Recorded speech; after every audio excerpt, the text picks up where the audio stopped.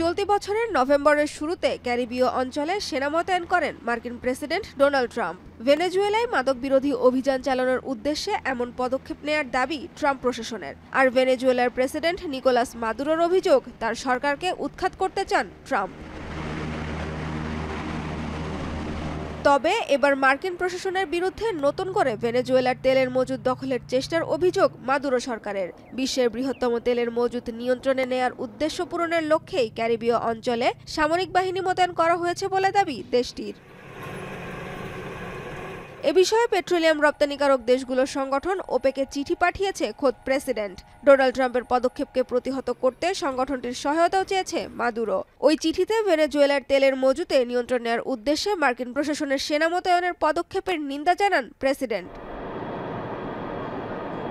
মার্কিন প্রশাসনের আগ্রাসনকে প্রতিহত করতে ওপেক এবং এর মিত্র দেশগুলো নিয়ে গঠিত ওপেক প্লাসের সহায়তা প্রার্থনা করেন মাদুরো। ওপেকের 192তম ভার্চুয়াল বৈঠকে চিঠিটি পড়ে শোনান ভেনেজুয়েলার vice president.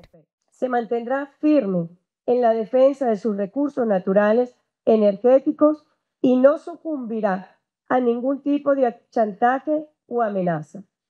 Estimado secretario general y miembros OPEP y OPEP Plus, যদিও হোয়াইট হাউসের দাবি শুধুমাত্র মাদকের বিরুদ্ধে লড়াই চালিয়ে যেতেই সেনা মোতায়েন করা হয়েছে, তবে বিশ্লেষকরা বলছেন যুক্তরাষ্ট্রে প্রবেশ করা মাদকের খুব কমই ভেনেজুয়েলা থেকে আসে।